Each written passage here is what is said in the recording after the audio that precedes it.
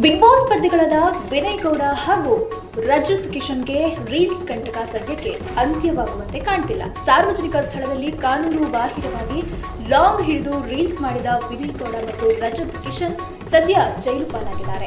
ಪೊಲೀಸರ ತನಿಖೆ ವೇಳೆ ಲಾಂಗ್ ಬದಲಿಸಿದ ಆರೋಪ ಅಂದ್ರೆ ಸಾಕ್ಷಿ ನಾಶ ಮಾಡಿದ ಆರೋಪದಡಿ ಇಬ್ಬರನ್ನ ಮತ್ತೆ ಬಂಧಿಸಲಾಗಿದೆ. ರೀಲ್ಸ್ಗಾಗಿ ಮಚ್ಚು ಹಿಡಿದು ವಿಡಿಯೋ ಮಾಡಿ ಸಂಕಷ್ಟಕ್ಕೆ ಸಿಲುಕಿರುವ ವಿನಯ್ ಗೌಡ ಮತ್ತು ರಜತ್ ಕಿಶನ್ ಸದ್ಯ ಪರಪ್ಪನ ಅಗ್ರಹಾರ ಸೇರಿದ್ದಾರೆ. ಇಂದು ಇಬ್ಬರ ಜಾಮೀನು ಅರ್ಜಿ ವಿಚಾರಣೆ ನಡೆಯಲಿದ್ದು, ನ್ಯಾಯಾಲಯ ಇಬ್ಬರಿಗೂ ಜಾಮೀನು ನೀಡುತ್ತಾ ಅಥವಾ ಇನ್ನಷ್ಟು ದಿನಗಳ ಕಾಲ ಪೊಲೀಸರ ಕಸ್ಟಡಿಗೆ ನೀಡುತ್ತಾ ಎನ್ನುವುದನ್ನ ಕಾದು ನೋಡಬೇಕಿದೆ.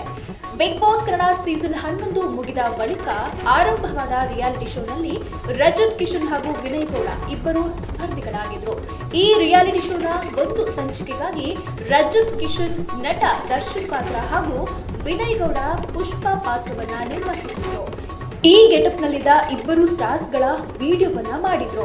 ವಿನಯ್ ಗೌಡ ಹಾಗೂ ರಜತ್ ಕಿಶನ್ ಚಾಲೆಂಜಿಂಗ್ ಸ್ಟಾರ್ ದರ್ಶನ್ ಅಭಿನಯದ ಹಾಡಿಗೆ ಲಾಂಗ್ ಹಿಡಿದು ರೀಲ್ಸ್ ಮಾಡಿದ್ರು. ವಿಡಿಯೋದಲ್ಲಿ ಇಬ್ಬರು ಕೈಯಲ್ಲಿ ಲಾಂಗ್ ಹಿಡಿದು ಪೋಸ್ ಕೊಟ್ಟಿದ್ರು. ಈ ವಿಡಿಯೋ ಸಾಮಾಜಿಕ ಜಾಲತಾಣದಲ್ಲಿ ಸಖತ್ ವೈರಲ್ ಆಗಿತ್ತು. ವಿಡಿಯೋ ವೈರಲ್ ಆಗ್ತಿದ್ದಂತೆ ಸಾರ್ವಜನಿಕ ಪ್ರದೇಶದಲ್ಲಿ ಕಾನೂನು ಬಾಹಿರವಾಗಿ ಲಾಂಗ್ ಹಿಡಿದುಕೊಂಡು ವಿಡಿಯೋ ಮಾಡಿರುವ ಆರೋಪದ ಮೇಲೆ ಬೆಂಗಳೂರಿನ ಬಸವೇಶ್ವರ ನಗರ ಠಾಣೆಯಲ್ಲಿ ವಿನಯ್ ಗೌಡ ಹಾಗೂ ರಜತ್ ಕಿಶನ್ ವಿರುದ್ಧ ಎಫ್ಐಆರ್ ದಾಖಲಾಗಿತ್ತು.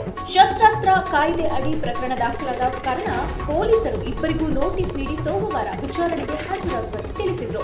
ಮೊದಲು ವಿನಯ್ ಗೌಡ ಸ್ವತಃ ವಿಚಾರಣೆಗೆ ಹಾಜರಾಗಿ ಸ್ಪಷ್ಟನೆ ನೀಡಿದ್ರು. ಅಲ್ಲದೆ ಕ್ಷಮೆ ಕೋರಿ ಪತ್ರ ಬರೆದಿದ್ರು. ಆದರೆ ರಜತ್ ಕಿಶನ್ ಬೇರೆ ಚಿತ್ರೀಕರಣದಲ್ಲಿದ್ದ ಕಾರಣ ಪತ್ನಿ ಅಕ್ಷಿತಾ ಪೊಲೀಸರ ಮುಂದೆ ಹಾಜರಾಗಿ ಪತಿ ವಿಚಾರಣೆಗೆ ಹಾಜರಾಗಲು ಸಮಯ ಕೇಳಿದಂತೆ ಕೊನೆಗೆ ಇಬ್ಬರು ಜೊತೆಯಲ್ಲಿ ವಿಚಾರಣೆಗೆ ಹಾಜರಾಗಿದ್ದು, ಇಬ್ಬರನ್ನ ವಶಕ್ಕೆ ಪಡೆದು ವಿಚಾರಣೆ ನಡೆಸಿದ ಪೊಲೀಸರು ಕೊನೆಗೆ ಬಂಧಿಸಿದ್ರು.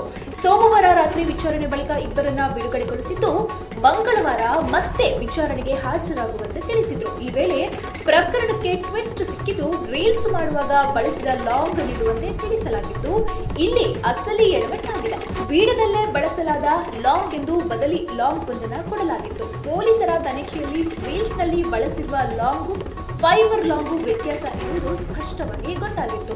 ಇಲ್ಲಿಂದ ತನಿಖೆ ಚುರುಕುಗೊಂಡಿದ್ದು, ಸಾಕ್ಷಿ ನಾಶ ಆರೋಪದಡಿ ಇಬ್ಬರನ್ನ ಮತ್ತೆ ಬಂಧಿಸಲಾಗಿದೆ. ಮಂಗಳವಾರ ಇಡೀ ದಿನ ಇಬ್ಬರನ್ನ ತೀವ್ರ ವಿಚಾರಣೆ ನಡೆಸಿದ ಪೊಲೀಸರು ರೀಲ್ಸ್ ಮಾಡಿದ ಸ್ಟುಡಿಯೋದಲ್ಲಿ ಸ್ಥಳ ಮಹಜರು ಕೂಡ ನಡೆಸಿದ್ರು. ಈ ವೇಳೆ ಎಲ್ಲಿಯೂ ರೀಲ್ಸ್ ನಲ್ಲಿ ಕಂಡು ಬಂದ ಲಾಂಗ್ ಪತ್ತೆಯಾಗಿಲ್ಲ. ಶೂಟಿಂಗ್ ಆಗಿ ತಂದ ಲಾಂಗ್ ಆದ ಕಾರಣ ಸೆಟ್ನವರು ತೆಗೆದುಕೊಂಡು ಹೋಗಿರಬಹುದು ಎನ್ನಲಾಗಿತ್ತು. ಗಂಟೆಗಟ್ಟಲೆ ಹುಡುಕಾಡಿದ್ರು ಕೂಡ ಲಾಂಗ್ ಪತ್ತೆಯಾಗದ ಕಾರಣ ಪೊಲೀಸ್ ತಂಡ ಅಲ್ಲಿಂದ ವಾಪಸ್ಸಾದ್ರು. ಬಳಿಕ ರಜತ್ ಕಿಶನ್ ಹಾಗೂ ವಿನಯ್ ಗೌಡ ಇಬ್ಬರನ್ನು ವೈದ್ಯಕೀಯ ತಪಾಸಣೆಗೊಳಿಸಿದ ಪೊಲೀಸರು ನಿನ್ನೆ ಅಂದ್ರೆ ಮಂಗಳವಾರ ರಾತ್ರಿಯೇ ಇಬ್ಬರನ್ನ ಕೂಡ ನ್ಯಾಯಾಧೀಶರ ಮುಂದೆ ಹಾಜರುಪಡಿಸಿದ್ರು. ವಿಡಿಯೋದಲ್ಲಿ ಬಳಸಲಾದ ಅಸಲಿ ಲಾಂಗ್ ಪತ್ತೆಯಾದ ಕಾರಣ ಇಬ್ಬರನ್ನು ಕಸ್ಟಡಿಗೆ ಕೊಡುವಂತೆ ಪೊಲೀಸರು ನ್ಯಾಯಾಧೀಶರಿಗೆ ಮನವಿ ಮಾಡಿಕೊಂಡಿದ್ರು. ವಿಚಾರಣೆ ವೇಳೆ ಕೋರ್ಟ್ ಇಬ್ಬರನ್ನು 14 ದಿನಗಳ ಕಾಲ ನ್ಯಾಯಾಂಗ ಬಂಧನಕ್ಕೆ ಒಪ್ಪಿಸಿ ಆದೇಶ ನೀಡಿದೆ.